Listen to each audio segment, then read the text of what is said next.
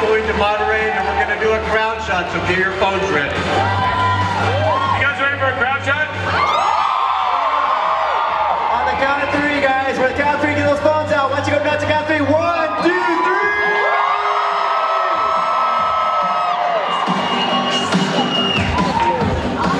We made it!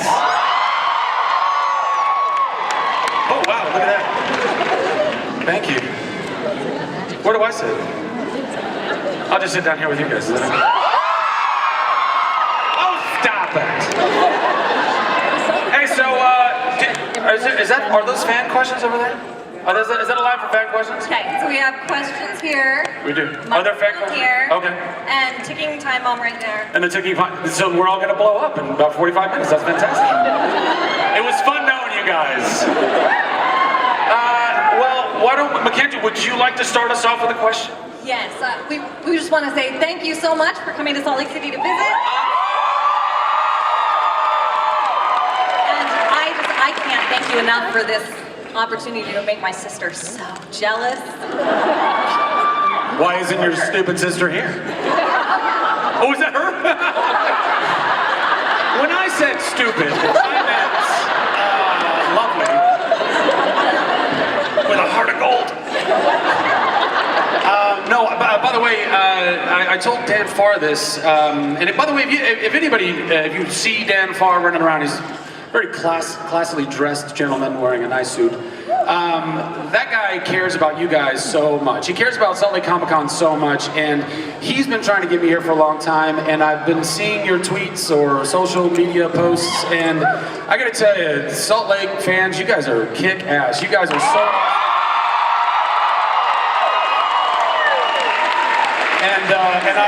And I kind of came out of con retirement. I don't know. And you were like my first, so be gentle. We have a lot of people who want to talk to you today. My question was, you've kind of done it all. You've done TV, you've done movies, you've done Broadway. But I think one of my favorite projects you've done, hey, Broadway, is your Sesame Street Lovely Sunny Day Yeah. video. Yeah. So, I mean, how did that happen, and how does it compare to everything else that you've done? Because I loved it. Well, thank you. Has anybody seen that video, Lovely Sunny? The true fans. I'm with ya. Yeah, that was like, I don't know. I mean, like, I was a Sesame Street kid, you know? I mean, I think a lot of us are, or were, or whatever, but, you know, that's a bar to reach for, and out of the blue, I just got a call from my publicist, and she said, hey, I was living in New York at the time doing another Broadway show called First Date. And, true fans. And it was like, hey, they're doing this thing, I think, what was it? Not with Hyperbole, it was, I can't remember. Mashable. One of the ables. Anyway, and it's like a music video with Sesame Street. I was like, all right, well, you had me at music video and Sesame Street, and then getting to work with Bert and Grover and all those guys, and the song was so catchy. It was like a really good song. I was like, yeah, Queen, yeah, let's do this. And then it was viral and everybody really liked it. Sometimes viral things are bad. You know what I'm talking about. Right here. Come on! No, that was really great. And then I got to work with the Sesame Street team further. They came to Nerd HQ one year. We had a panel with some of the characters from Sesame Street. And then I did an actual episode of Sesame Street, so I got to go to Sesame Street. Your kindness kid. Somebody finally showed me the way, and I was the kindness kid. Because I'm so kind. I'm so kind unless I'm referring to your sister, apparently. Again, lovable, heart of gold, beautiful, front row. Thanks for the heads up. Yeah. So yeah, that was a total bucket list thing. Hi, I see a Harlequin standing before me. Harlequin. Hi, do you have a question for me? Yes. The echo in here is crazy. I'm Tisha. Hi, Tisha. And Tangled's my favorite Disney movie. You have excellent taste. The true fans. And I I was wondering what it felt like when you heard that you were going to be getting a TV show for it, and can you please do the smolder?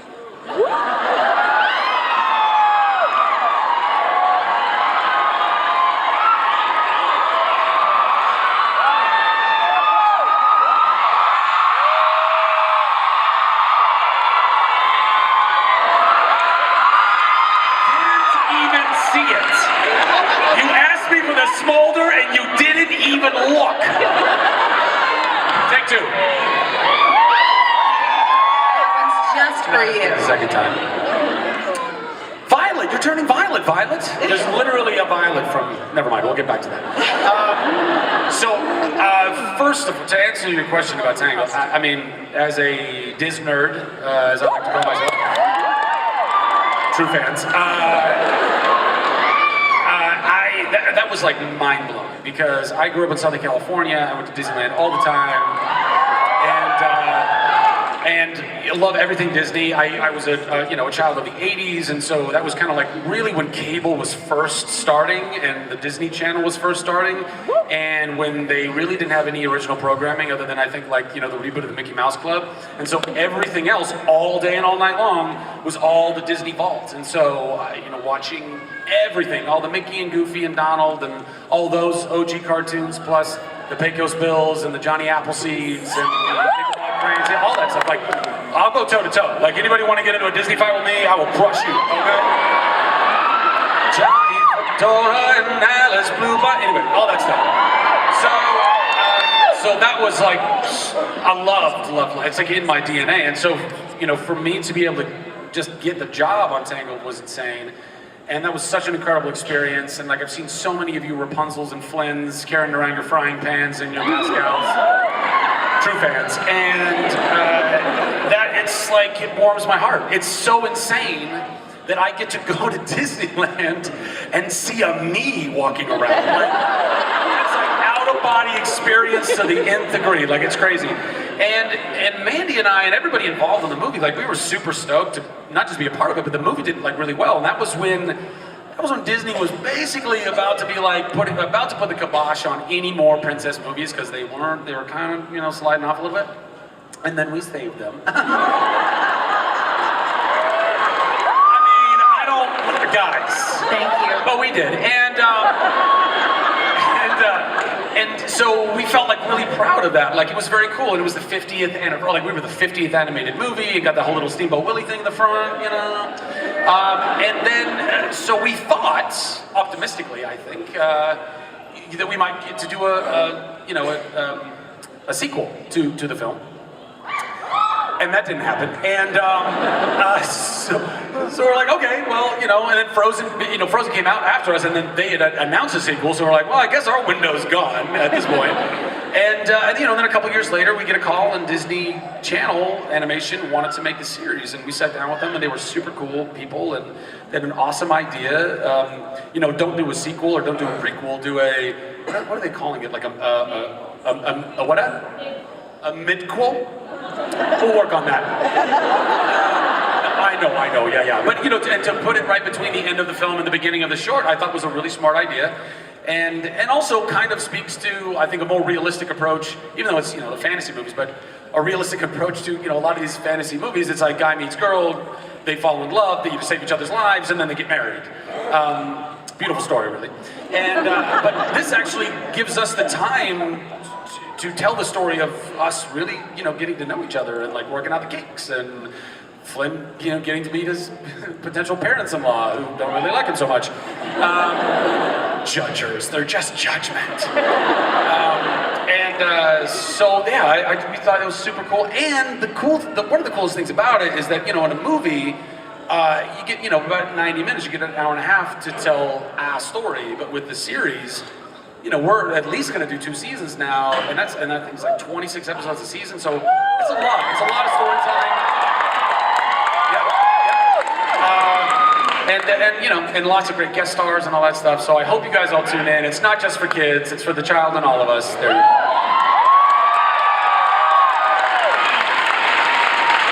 Yes. Hi. Hi, Violet. Can everybody see Violet? Is she on the screen somewhere? We're just gonna roll you out of here. My name's Jennifer, and I'm gonna call you Violet. Continue. I was wondering if you kept any, keepsakes or souvenir from the series Chuck. I did? I'm not gonna tell you what they are, but yes, okay, guys. 90% of what comes out of my mouth is nonsense, and the other 10% is questionable. Okay, so. What did I keep? My keepsakes from Chuck were. I kept one full Nerd Herd outfit. Just in case I want to cosplay at some point. And mine will be better than yours, trust me. You know what? I actually thought it would be really funny. You know how Bryan Cranston cosplayed as himself a couple years at Comic-Con? Like he wore one of like super realistic masks and he walked around with his own face on his face. Dude, I've been wanting to do that forever. So I think one year I might just like go as Chuck, but it'll be like, I'll put on like some prosthetics and see who recognizes me. Keep an eye out. So I kept one of those outfits. I think I'll probably, a lot of the things I keep because one day I want to auction them off for charity, probably for Up Smile. Like, those things, I don't need to keep them, but I want it to, go long enough and that it kind of, accrues some value. And then there's some super, Chuck fan out there that's like, I'm sorry, you wore that and you sweat in it? Yes, give it to me.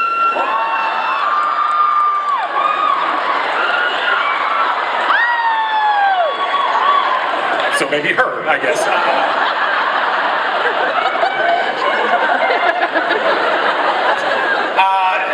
So there's that. And then what else did I think? Oh, I kept one of the bells from the Nerd Herd desk. I kept one of those. I got the red phone from the Nerd Herd desk, the Batman phone that we never used. Introduce it and then never use it. It's great. And then, and my piece de resistance, I kept the tobacco Indian from Chuck's apartment. That sits very comfortably, tobacco Native American from Chuck's apartment, which is in my house. It sits in my house and I look at it all the time and it's awesome. So that's what I kept. Good question. Yeah. Give a round of applause for Violet.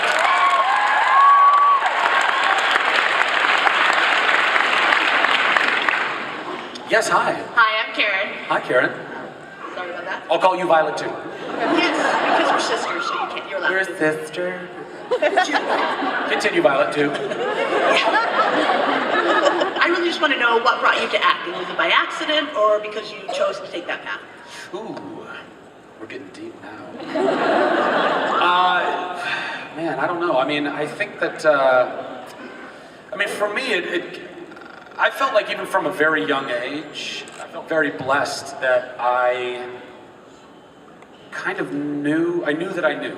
I can't explain it, when you're a kid, I don't think you really even understand faith, but I knew that I had faith. I knew that there was a God. I knew, and I grew up in a family of faith, of spirituality, but even that, I talked to a lot of friends of mine that are also spiritual, and they grew up in families like that, and they didn't quite, it didn't really make sense or compute, but for me, it did. And a part of that was I just felt like there was this seed that was already planted in me, and I just knew that I knew. Like I'd tell my mom or anyone who would listen to me, I'd be like, I'm gonna be an actor one day, and they're like, well, that's real cute, okay. Get a job. Get a backup plan. So I don't know, I knew, but then also I think there's a lot of things in our lives that kind of confirm or validate certain feelings that we have, and I loved entertaining people, like to the point where I didn't know how not to, like people would get real burnout on me real quick. Like I was the spazziest, like doing impersonations and voices and like to the point where sometimes, and I moved around a lot too, so, and all that stuff, I've thought a lot about this stuff. I think a lot about life all the time. I sit and I spin and I think about life.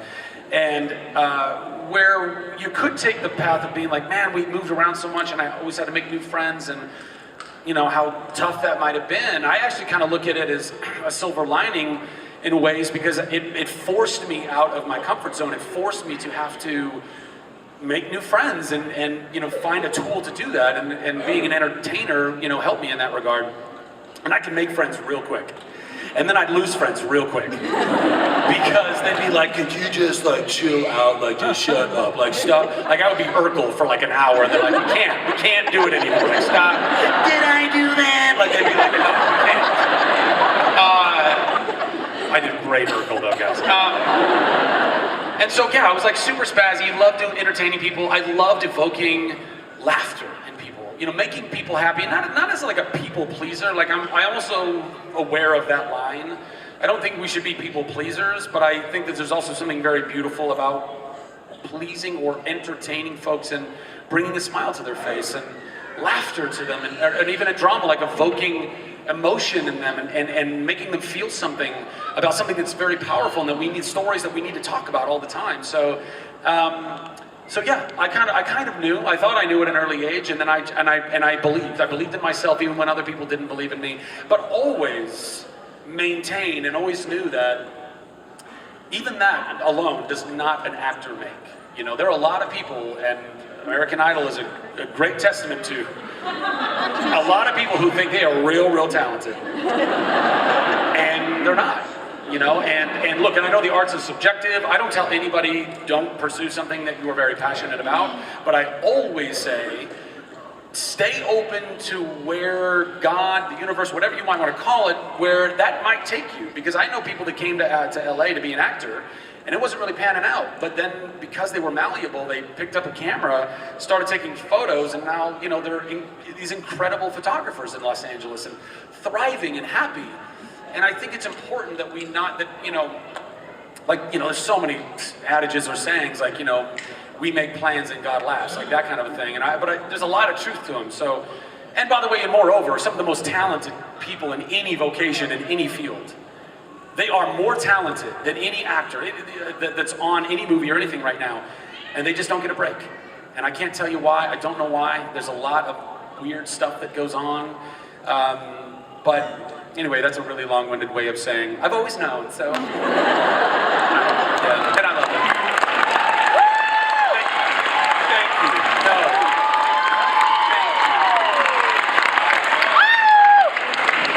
I'm so weird and long and lanky that I never know what to do in these. I feel like I don't. Have you ever seen me on a talk show? I literally switch my legs 17 times. I'm sipping out of the water. I don't know. More of this yows. All right, cheers. Thank you. Fantastic. I love you too. I think you said, did you say that you love me? Yes. Okay, I just wanted to double check. Because that would be really weird if you're like, you're cool, and I'm like, I love you too. I didn't say that. Stop reading things. Moving along. Hi, Mr. Bartowski, how are you? You look fantastic, a little shorter than I remember. Yeah, just, it happens. All good. Hi, I was going to ask you a question regarding Chuck. And I was going to ask, apropos, in your opinion, what do you think happens to Chuck and Sarah and the crew after that ending scene on the beach?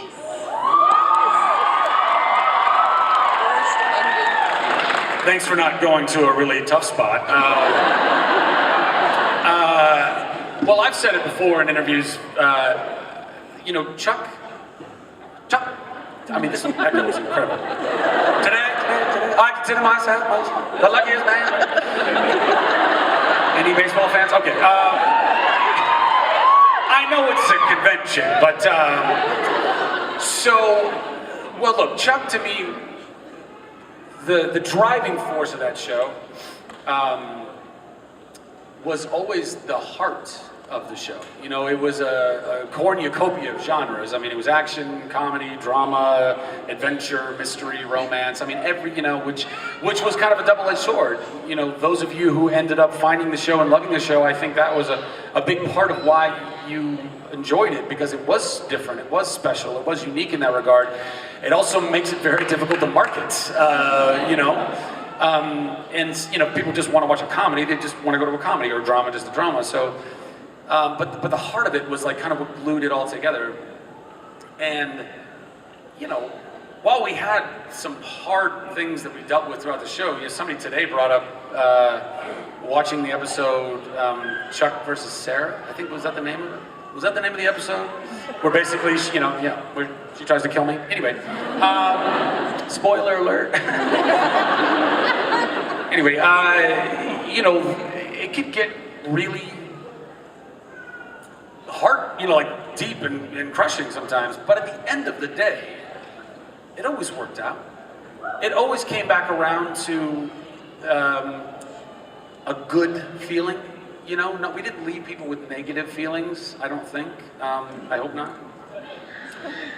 Except for the very end of the show, is that what you're saying?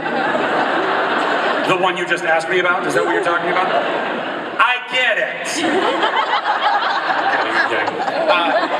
But to that extent, I understand, the writers wanted to leave it a little bit open-ended, I think. That was a lot of it open-ended, but I think that I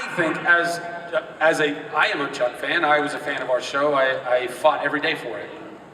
I'm gonna get a little verklempt right now. And I think that ultimately, as Chuck fans, we should look at that as only that it would end up being the happy ending. Only that Sarah would remember everything. Because that was the theme of the show from the beginning. Was that a weird way to go at the last season? Maybe, I don't know. I didn't write it. But I think it ended positively. I think Jeffster's probably touring in Europe.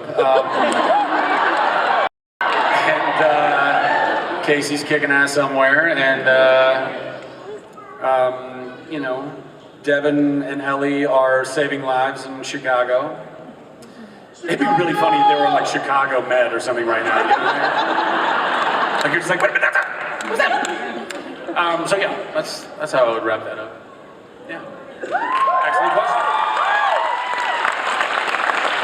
These lights are so bright. Hi. So also in regards to Chuck, I was just wondering, what was your favorite, specific scene that you remembered or episode that you really liked to film?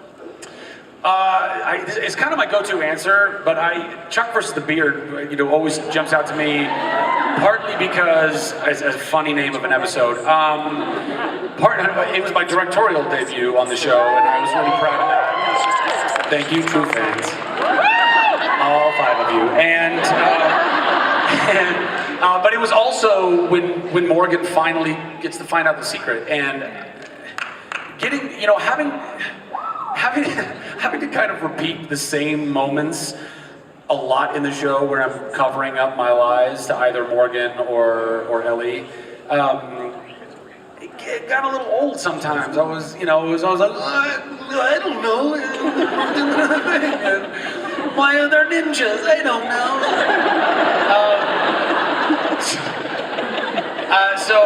So I was stoked, and Josh was stoked. Did he finally, because before anyone got to know the secret, there was this major bifurcation. It was those two worlds, and they couldn't come together. And once somebody came into the world, then they could be both a part of the Buy More hilarity and also the action spy stuff. And that was just super fun. So I love that episode. It always stands out to me. There's so many moments in so many episodes. I loved all the stunt stuff. Anything that we did, like big stunts. When Baldwin and I were, I can't remember, I think we might have been in 2nd season or something, maybe 1st season. I don't know, I've slept since then. But it's a dad joke. My dad says it all the time. You're welcome. It's amazing how fast we become our parents, isn't it? It's so weird. Even though we don't want to, even if we love them, we're like, yeah, but there's them. Anyway, so the one, I think it might have been 1st season, but when Adam and I, we got tied together and we're like, he was swinging me around, and we're fighting all those Russian dudes, and then we fell out of that balcony, 12 stories up, right? So we really did that. And, no, we didn't. We did parts of it. But at one point I actually was, I was harnessed and stuff. I wasn't going anywhere, but I was, my legs were actually, I was dangling out of this balcony. And and people were like, "Oh my God, like, are you sure? Are you sure?" And I was like, "Yes, this is awesome! Who gets to do this? Nobody. It's either real spies or schmucks that get to play spies on television. Like, I get to do comedy and drama all the time. When do I get to go, like, run through a parking lot and like jump over a car without people looking at me like, what did he just steal? Like, you don't get to do that. So all those moments I loved. Making out with hot chicks never hurt either. That was fun. And we had some beautiful broads. So that was all super fun. And again, directing episodes and working with all the insane. Like the other day, I was thinking about all the guest stars that we had. And in the moment, it was super cool, but thinking back at it, I'm like, holy crap, like, we had like half the cast of Expendables on the show. Like, it's like Dolph Lundgren and, Timothy Dalton, obviously. I think he was the best baddie we had, by far. So good. It's like Scott Bakula and Linda Hamilton. Dude, Scott Bakula and Linda Hamilton were my parents, y'all. Like, that's crazy. That's crazy. And lovely people, and so all those moments and memories, Yeah, thank you. Excellent question. Thank you very much. Yes. So I know you are a big Dodgers and baseball fan. I am. Go Blue. And this is the time of year for me to ask, have you picked a NCAA basketball champion? I haven't. I love sports in general. Like, I'll watch SportsCenter maybe more than anything else I watch on television. I just love that there's this constant loop of filling me in on all the highlights of sports. Then I don't have to watch really any of them. I can just go, oh, that's what happened in the day? Fantastic. That's not true. I mean, some sports are just really hard. Like baseball is super hard to keep up with in the regular season. There are just so many games. So many. No, so in college basketball, I really only start kind of paying attention to in March, like most people. Unless you're like a diehard fan of your alma mater. I didn't go to college. You're welcome. And so I don't really have a pick. I mean, it always ends up being someone in Carolina, specifically North Carolina. And then you get those like wild cards that make it in, like Gonzaga. Like I think they're, Although I'm not even paying attention. Are they still in it? I don't know. So go whatever your team is. UCLA? Nice. Go Bruins. Okay, I can root for that. I can do that. I'm a wooden guy. I'm into it. Oh, calm down. North Carolina. We get it. You win all the time.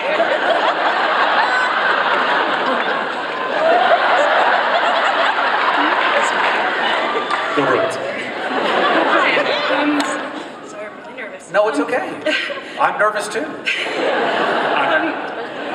I've not only admired your career. Does that make you less nervous? Damn it. Does that make you less nervous?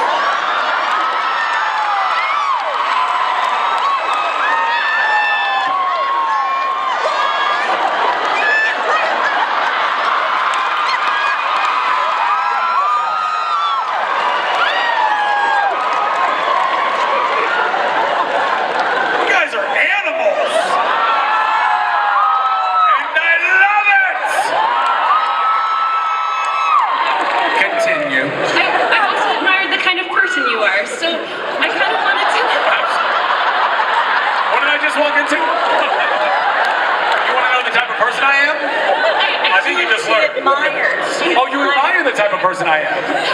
So I just wanted to know. Continue. I just wanted to know how your faith has influenced or been difficult in your career. Well, I get this question a lot, and I understandably. I mean, I think it's a very valid question. I think faith is a very personal thing, obviously, and what I've said in the past is I don't know that necessarily that it's more or less difficult to. I personally am I'm a Christian, a non-denominational Christian, and but also kind of cheers, rock and roll. Thank you very much. Jesus is my own boy. But I call him Yeshua. It's a whole other thing, but it's the same thing. We'll get into that later. So I'm very spiritual about my faith, not religious about my faith. I have very strong opinions about Christianity, about religion, about faith, about how that, what that means to each one of us, how that works in and through all of us, and what that means in our world and our societies. I mean, you know, there's a lot of powerful stuff in there to unpack. But you know, as far as being a Christian in Hollywood, or someone who identifies with that, I don't know that that's any more or less difficult than being a Christian in Salt Lake or in Pittsburgh, or, you know, working as a plumber. I mean, I think that if I profess to believe what I believe, then I believe God prepares us and equips us for what our life is. So I have to believe, and I do believe, that He's equipped me to live the life that I'm living. And to that extent, I don't think it makes it straight up.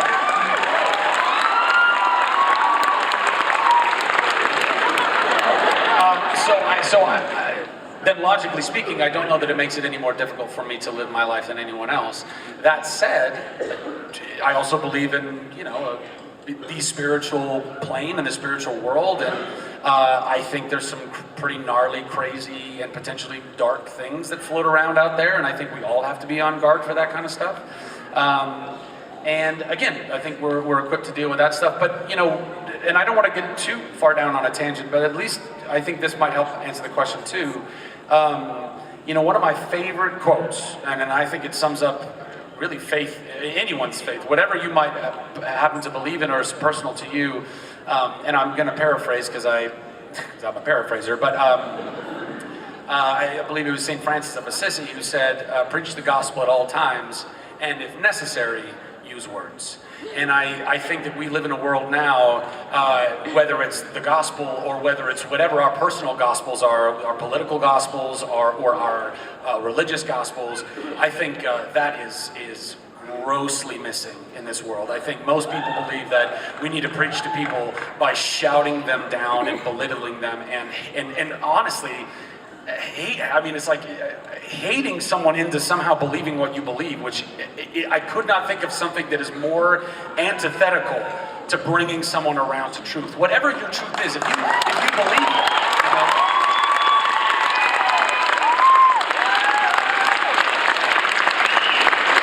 So yeah, so I try to, as much as I can. You know, I don't really talk about my faith all that much, not because I'm afraid to, although to be perfectly honest, I mean, you do got to be wise, you know, wise as serpents and innocent as doves, that kind of stuff. But you know, I don't think you need to go out there and just start, you know, pounding people with it. Just go live it. Just go live your faith. If you want to make an impact in somebody's life, live it. Because if you're just talking, nobody's going to believe you anyway. It doesn't matter. It doesn't matter. Let people feel the love. Let people feel God's love. If you believe that the only love that's even worth a damn is God's love anyway, then be that conduit and let that just shine through you. And it, hallelujah,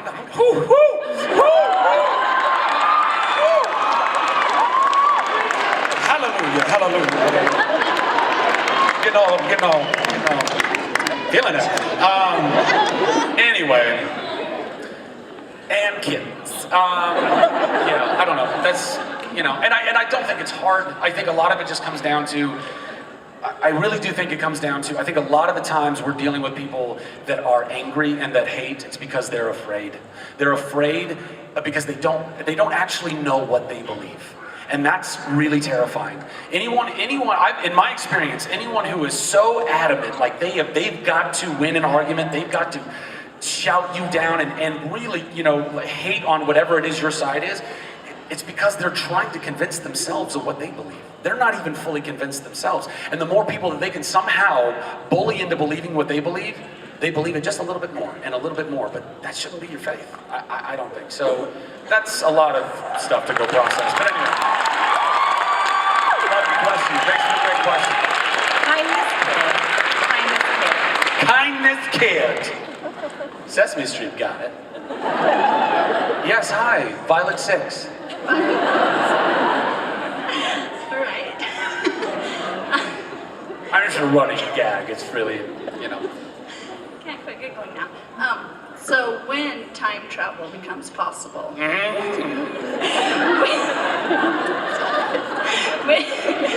in Sports Almanac, number 1.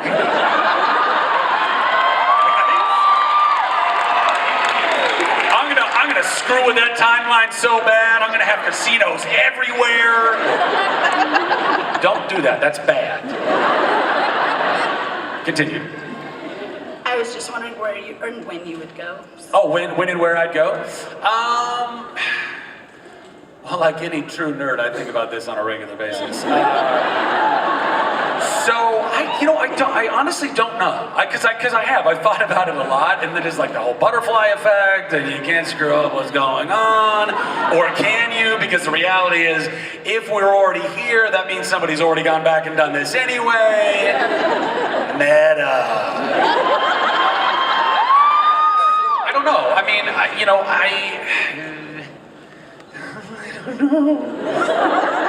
I mean, to be honest, like, obviously we all think about like, well, I'd go back and kill Hitler. I mean, clearly, if anyone deserved to die.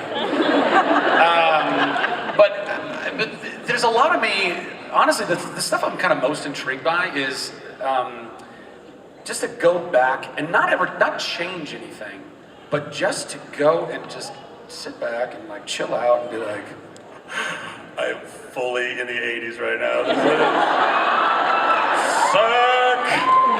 You know, like, and taking it in, like breathing the 80s air, you know, because I gotta believe it tasted different, you know, it smelled different, so much Aquanet everywhere. The ozone just slowly deteriorating while Tiffany's are like, oh my God! Hair up to here. Every girl was a Stephanie or a Tiffany, I'm sorry, that's what it was. With like the two-tone, like the long socks, but it was like pink and green, and the other one was like green and pink, like, oh my God.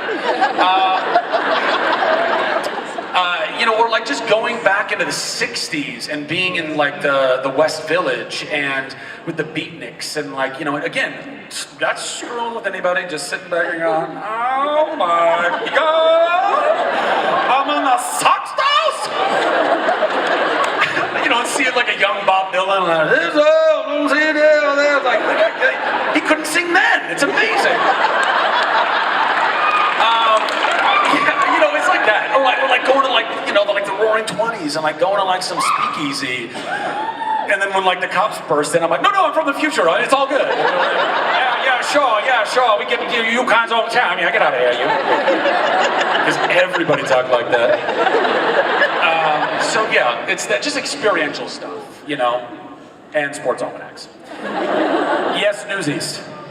Hi Zach, I was wondering how you got involved Carrying with Nerd the HQ. banner. Any Newsies fans in the audience? Pulitzer on us, they think they got us. Do they got us?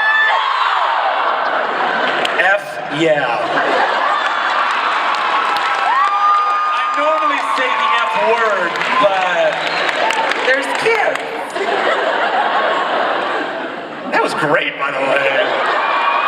I've never done that with an audience before. New shoes with matching laces. All right. So, I'm sorry, what was your question? How did you get started with Nerd HQ? Oh, how did I get started with Nerd HQ? So, has it, show of hands or, yes, anybody been in Nerd HQ before? True fans. So, Nerd HQ basically started like this. I was going to Comic-Con in San Diego for a long time and doing Chuck stuff like this. And then I was going down and I just kind of noticed, like, that first of all, like, you guys are awesome people who love all of your different, you know, nerddoms and stuff, and you really like buying shirts and things like that for them. And I thought, you know what, the one thing I don't see is like one unifying brand of nerd culture. You know, you can get your different nerddom apparel, but I just wanted to make something that was really simple and really generic that, you know, like this, like this stuff, so that no matter what your particular fandom was, we could all wear it together and go like, oh yeah, rock and roll, nerd, you know? Seriously, I mean, it was that simple. Like, I just really like a lot of simple stuff. I'm a simple person.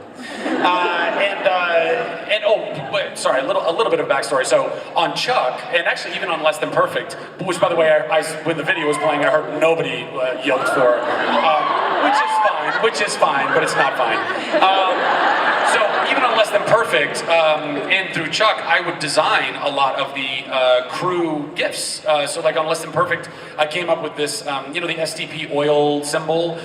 So I basically just took that and I made it LTP and put it on hats and stuff like that, and kept it simple and clean, because a lot of times you get crew gifts and they're like just emblazoned and they're like stupid colors and nobody wants to wear them. So it's like, oh, thanks for the hat, re-gift. Like, it's that kind of thing. So I liked doing that and designing stuff, and I did that for the cast and crew of Chuck, and people really liked it so much so that they would come to me and be like, yo, can I order more of those? And I was like, okay. So then I saw, going down to Comic-Con, I was like, I really want to make apparel. I want to make like a Nike for nerds, if you will, or whatever, Still working on that. Anyway, but so then as soon as we made it, then we knew we needed to activate somewhere to get the brand out and the name out, and SDCC has kind of been nerd mecca for a while.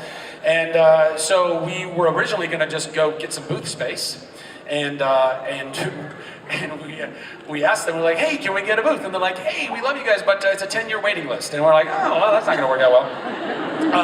But at that point, a lot of people had started doing pop-ups around downtown San Diego.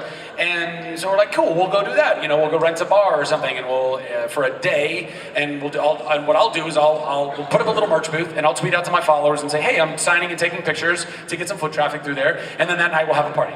And my business partner, Dave Coleman, was like, cool.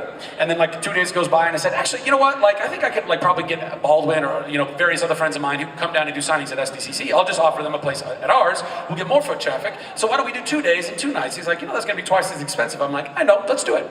And then another couple of days goes by, and by this point, I was like, my gears were turning, because when I start getting an idea, and all that starts forming, and all the things that I think I can start, like all the incentives, like building on top of each other, and all the ways that I think I can make something, hopefully more epic for people to come to.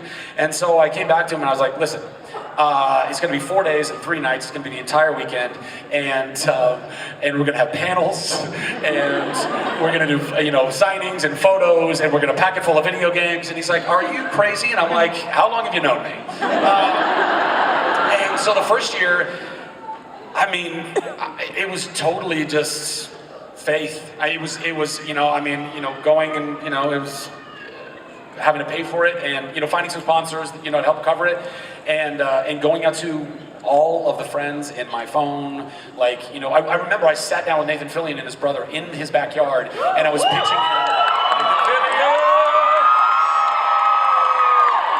And I was pitching the idea to them. We're like months out at this point, and I was like, so this is this thing, and they're both looking at me going, I don't fully get it, but cool, we're there. And because it was a difficult thing to explain to people. Like, I'm going to do my own convention, mini convention or whatever, kind of, concurrently with them all downtown, but it'll be way different because it's going to be smaller, intimate panels, and you can buy your seats ahead of time, so you're not having to wait, and maybe you get in and maybe you don't, and it's not a pass thing, but all the proceeds go to charity, and at that point it was kind of unprecedented, and nobody really knew. I didn't know how to pitch it in 2 minutes. I didn't have the 2-minute pitch, and going to all the other people that I could possibly, like, Jorge Garcia or Danny Pudi or Olivia Munn, anyone who showed up in those videos that year was like in my phone, and I was going, please, come on this, please come on this, Dominic Monaghan, all those people.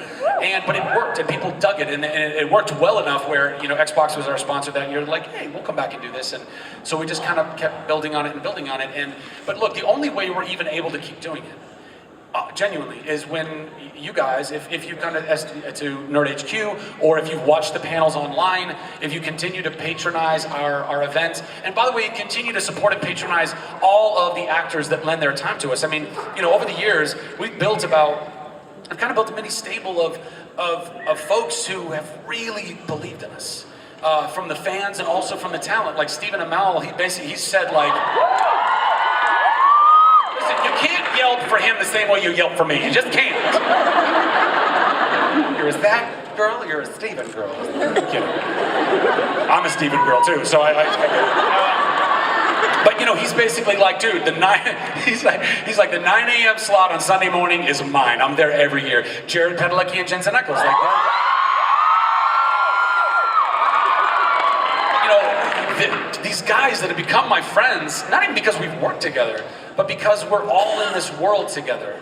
And Tudyk and Baldwin and Fillion and Felicia Day will come by when she can.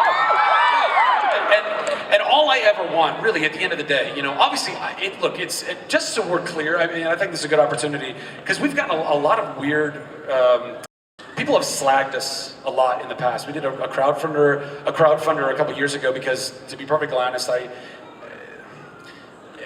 lost a good amount of money trying to fund it up front by myself, and it was bad. And I couldn't do that anymore. So then we were trying to figure out how to fund it up front before the sponsorship dollars came in. And we thought, we'll do a Kickstarter. And I thought, well, since it's open for the public for free, for anybody to come in, and all the panels are streamed online for free, if I were to go to everybody and say, hey, if you could donate $5 just to keep all that going, even if you can't come, you can watch them. That's 35 hours of panels that you can watch for free. Or if you have to be there, you can come in and play video games every day and go to dance parties for free. And then all these these weird blogs started coming up and saying, Zachary Levi wants $1 million of your dollars to throw celebrity parties that you're not invited to. And I gotta tell you, it broke my heart. These are these moments we can get vulnerable together, right? So I'm gonna tell you, it's devastating. Because I know my heart, and my heart has always been to try to offer opportunities like this, where we can break down these weird boundaries that we have between fan and talent. I feel your guys' love, and it propels me in my career. It makes me feel so not just appreciated, but that what we do even makes any difference. As an actor, you're like, we're actors. We're the first ones to die in the zombie apocalypse. I get it. We don't offer it. I can't farm. I'm sorry. I'll sit there and mime while you farm. But when I actually get to connect with you guys, and you say, look, you got me through one of the darkest times of my life. I lost my mom, and my family was devastated. Then we found Chuck, and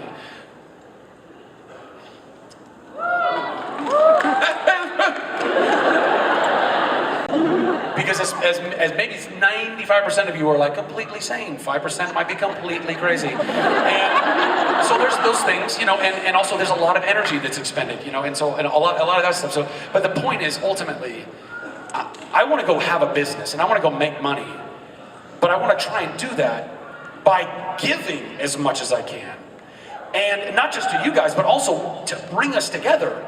And when we get to have our celebrity interactions at HQ, every single penny of that goes to Op Smile, and then we all feel super cool, at least in that moment, And so that's my heart, and that's what these people, Jared and Jensen and Steven and Nathan and Adam and Alan and Felicia and Aisha Tyler and all the people that Tatiana Maslany, the cast of from Black Light, anyone who's continued to come back to us, the folks from Sherlock and Doctor Who, anytime they come back, know that they're coming back. And it's not because they like me so much, although they really do like me. It's not. It's because they feel the difference, and they understand that this is a really fun, awesome way to show you guys how much they appreciate you. Because we only have jobs. Remember this. You are the producers, okay? Do not forget this. We only get to keep making the movies and the television shows that we get to make if you watch them and if you buy them. So if you don't like something, you have the power to end it. You can. And if you really, really like something, you have the power to keep it going. And I understand that, and they understand that, and we all love you, and God bless you, and thank you for having me at Salt Lake Comic Con.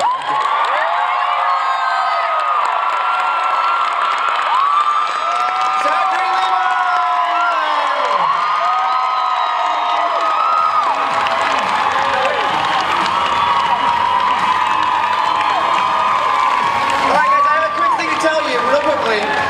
When Kate Beckinsale was here, she dropped her water bottle and she bent over to pick it up.